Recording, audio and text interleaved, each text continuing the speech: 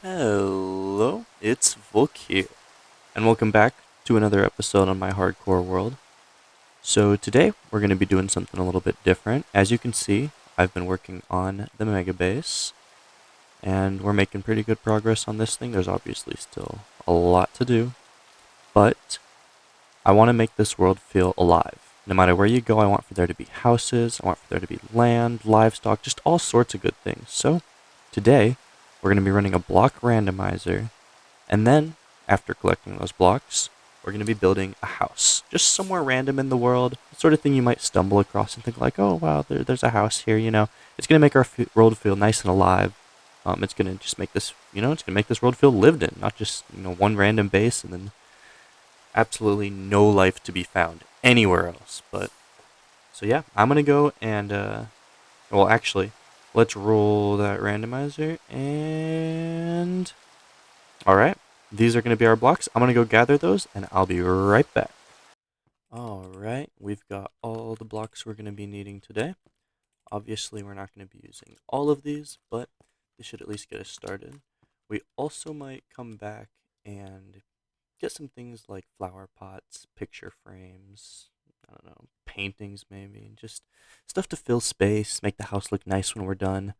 But first, we got to get that exterior finished. We got to get that foundation set. So I'll be back once I find a good place for it. All right. I flew off, actually not too far from the base at all, and then I found this beautiful little beachside. It's really quite small, but I just think I'll kind of show you from above. But it's just a nice little place, and I do have an idea in mind for how I want this to look. Oh, that's a pretty cool little. Do something else over there some other time, but I do have an idea for how I want this to look, and I really think that this place is going to be just absolutely perfect. So I'm going to set a timer for 1 hour. I'll set that up right now, actually. And then at the end of the hour, we'll go in and just see if there's anything that we need to add, anything we need to change. But 1 hour starting now.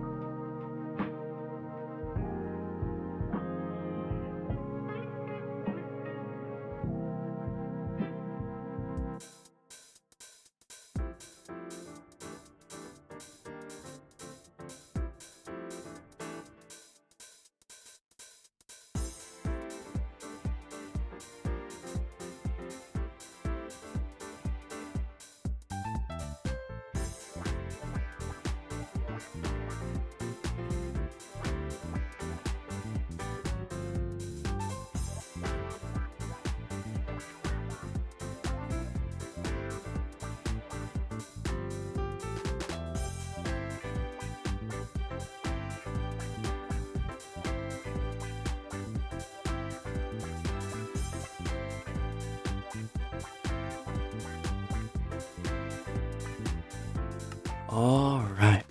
I ran a little bit over time here. However, we are officially done, and I am excited to give you a little tour. Okay, here's what we accomplished. So we'll start over here at the water. Obviously, this is a nice little lake town. I wish I'd have had more time to work on this little, what do you call it, port or whatever, but unfortunately, didn't get a chance to. I'm honestly pretty happy with it. I got the idea for this campfire kind of log design. I just think it looks nice. It looks very, you know, port-like. So I'm really happy with that. Obviously, dark oak. It just looks like chocolate, so it's a little bit goofy, but you know, it's what we had. So yeah, I'm alright with that. For the path, I did some of this. I realized that you could put these stairs upside down, and oh my goodness, they just added such nice texture to the floor. I actually couldn't find a way to implement the glass. You might have kind of seen me scrambling at the end of that time lapse, um, and I figured out, hey, it's a small little fishing village, foraging village. They were probably founded by someone, and that someone, I don't know, maybe they go and send prayers to him, and so I created this, as you can see. This is a little memorial or shrine or whatever you want to call it in memory of our beloved founder, Darth Oakington of the Smoldering Valley. Where is the Smoldering Valley? Well, I don't know. Maybe it's just somewhere we're going to have to build while we deepen the lore of this world. But anyway, so he's, standing on a log holding the fire. Got the little fish, and this is literally all the glass I used in this entire build. I ended up using fences for the windows in these buildings because I just didn't like the way glass looked in them. It looked really bad. At least over here, I can kind of imagine like maybe lightning struck and boom, now there's glass made out of the sand here. And oh, so they built a shrine because this is some holy place where something cool happened. But either way, I don't know. But I had doors up for the first little while, but I really wasn't a huge fan of doors in these houses. So I kind of like this open style instead. And I think that it does look much more inviting, very nice. As you can see for the roof of this one, obviously, I don't think dark oak is the best option for roofing, but, kind of what I did here. I have like the little hanging things coming down. I thought I added some nice kind of fiesta. It looks kind of fun. But you walk in a nice little place. You've got the little staircase, the guardrail, some chests. I did fill these chests just to add some character. Who knows? Maybe I'll do something with this later. But if we're building, one of these every single day, we're gonna have just a lot of these chests just filled with kind of random stuff. It's gonna just add some life to the world. So one challenge that I was having to overcome is I didn't want to use anything except for my three materials, no matter what. So that means everything you see here was created out of those materials. Even this, I didn't use coal. I used oh, what's it called? I used charcoal. So, popped two, whatever they're called, in a furnace and then made it. I also wanted to put some furnaces alongside here, but couldn't use stone, so didn't. Um, and that was a really big challenge to overcome. Obviously, the fireplaces are made just out of sticks, wood, and charcoal, but everything you see was made just out of the materials I had, and thankfully I had a type of wood because it made it so that I could at least add a little bit of interior. Otherwise, I'd be at quite the loss, but I really love this upstairs. I want to put a couple beds right here. Oh, it's just so cozy up here. I just want to like climb into this corner and just be here forever. But genuinely, I'm really happy with how this upstairs came out. Oh, the lighting is just so nice, and it just feels. It honestly, it feels like the sort of place you'd go to just sit down on your sofa and just read a book. Spend your time, get old, whatever the case might be. But yeah, just a nice cozy upstairs. This is for sure probably what I'm most happy with, but we'll move on to that next house now. I thought that this one seemed a little lonely and decided I want to add in one more. Um, Obviously a little fishing village. So I was kind of going for like almost like a little fishing shop, little hut kind of thing. They probably live here where, I mean, obviously this place is abandoned, but they probably lived here if their bed's upstairs. Even if I could just put like some carpet on the floor, but I don't know, it might burn. But they probably lived in this house. And then this house is probably more of a practical thing, right? We keep our fishing gear here. When we go on trips, we keep our stuff in barrels out. We keep our stuff in barrels outside. I could drop my bed here. I'm not gonna, but I don't know. You know, they keep their stuff in barrels outside.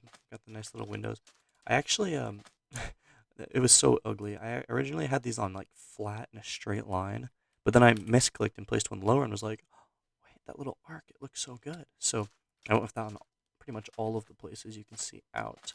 And then, yep, as you can see, I did add some detail by adding some fallen logs kind of just around the back.